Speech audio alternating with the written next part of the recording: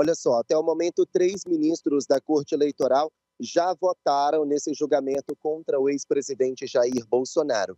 O relator é o ministro Benedito Gonçalves. Ele optou por uma condenação de 8 anos de inelegibilidade, mais pagamento de multa de R$ 420 mil, aproximadamente, por um suposto abuso de poder econômico e político por parte do ex-presidente.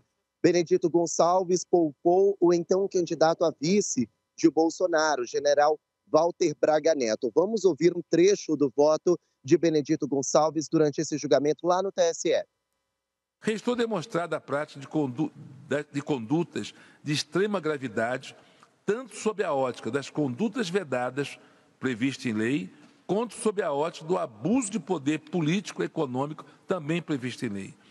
A cessão de bens públicos, o uso de servidores públicos são condutas autônomas. Cada uma delas se consumou em relação a 2 agrupamentos significativos: atos em Brasília e ato no Rio de Janeiro. Logo depois do voto de Benedito Gonçalves, foi a vez do ministro Bruno Araújo. Ele tomou uma decisão totalmente contrária, seguiu um caminho bem contrário ao do relator. Ele optou pela suspensão do julgamento, a anulação do julgamento e também pela absolvição, tanto de Bolsonaro quanto do general Walter Braga Neto. Depois veio o voto de Floriano Marques. Ele foi um pouquinho mais rígido, voltou pela inelegibilidade de Bolsonaro e de Walter Braga Neto, além do pagamento de multa dos dois. O julgamento foi suspenso, deu o horário ali da sessão e agora vai ser retomado na próxima terça-feira. Bolsonaro, ele está sendo julgado com base numa ação que foi protocolada pela senadora Soraya Tronic, à época candidata à presidência pela União Brasil. Ela alega que Bolsonaro, no dia 7 de setembro do ano passado, dia da independência, usou a máquina pública para fazer campanha eleitoral. À época, Bolsonaro subiu num trio elétrico que seria utilizado para o desfile cívico-militar e teria transformado num desfile, num evento político. Ele começou a atacar as urnas eletrônicas e a angariar votos para si, já que as eleições seriam um mês depois. Então, essa é a ação que tramita ali na Corte Eleitoral. Vale lembrar que Bolsonaro já está inelegível por uma outra ação, um outro julgamento no TSE, inelegibilidade de 8 anos. Se ele for condenado mais uma vez, essas penas vão ser somadas? Não, na prática, a inelegibilidade permanece por 8 anos. O que vai diferenciar é que se Bolsonaro se livrar da primeira condenação, ele vai permanecer inelegível por causa dessa segunda condenação. Então, a elegibilidade de Bolsonaro só vai ser recuperada se ele se livrar das 2 condenações. É um longo caminho a percorrer pelo ex-presidente, viu, Adriane? Bem de condenação, né? Porque com o histórico de ex-condenações, é melhor garantir mais que uma para que o ex-presidente não volte a disputar a eleição. Isso eu falo na perspectiva de quem o denunciou e está levando a acusação para frente, né? Então, não muda muita coisa, mas como você bem explicou, se livrou de um caso, vai ter outro. Então, o processo jurídico, né, para conseguir resolver a situação e permitir que dispute uma eleição seria maior ainda. É praticamente impossível hoje, no cenário atual, que ele consiga disputar uma eleição a curto prazo.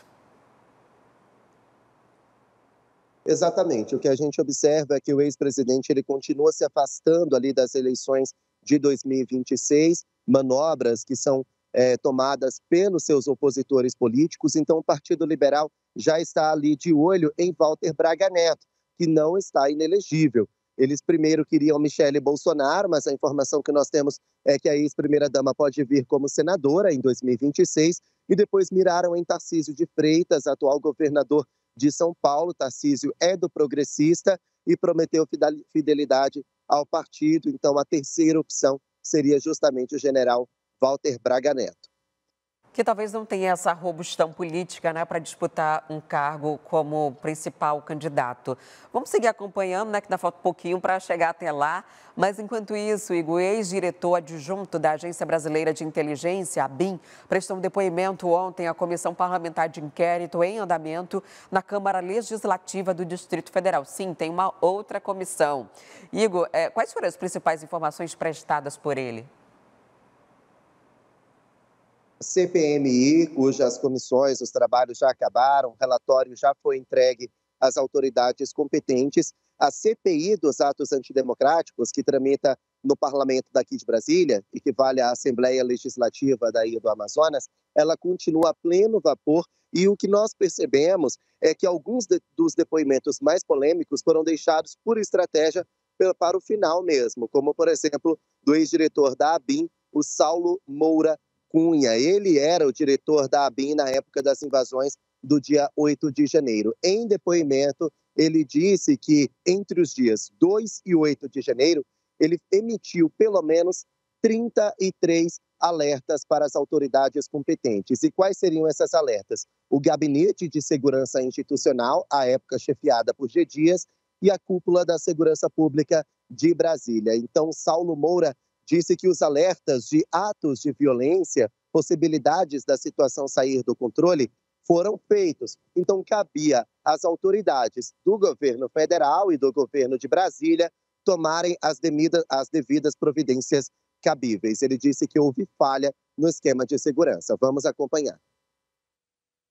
O senhor achou estranho que a Secretaria, Complexo de Segurança do Distrito Federal, inteligência da Secretaria de Segurança, inteligência da Polícia Militar, inteligência da Polícia Civil, que o senhor está afirmando que receberam todos esses alertas e não fizeram nada, vocês não acharam estranho?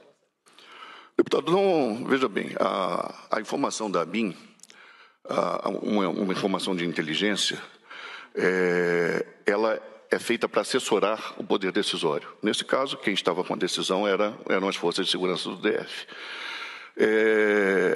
Obviamente, eu acho que os fatos falam por si mesmos, né? Houve falhas, óbvio, senão nós não teríamos a depredação da sede dos três poderes. Até o momento, a Secretaria de Segurança Pública de Brasília não se manifestou, como também não se manifestou o ex-GSI G. Dias. Agora, diferentemente do relatório apresentado lá no Congresso Nacional, o relatório da CPI também já está sendo elaborado, também já está em fase final, e ele tende a ser um pouco menos político, tende a pegar algo mais técnico. A informação que nós temos é que o texto não mira no ex-presidente Jair Bolsonaro, nem no governador do Distrito Federal, Ibanez Rocha, que são dois dos principais alvos do relatório de Elisiane Gama. O foco lá na CPI do Parlamento daqui de Brasília são Anderson Torres, ex-ministro da Justiça e ex-secretário de Segurança Pública, Gonçalves Dias, ex-ministro do GSI, e também a cúpula da Polícia Militar e da Segurança Pública daqui de Brasília. Quer ficar por dentro de todas as notícias e programação da TV A Crítica? Então já se inscreve e ativa o sininho. E até o próximo vídeo.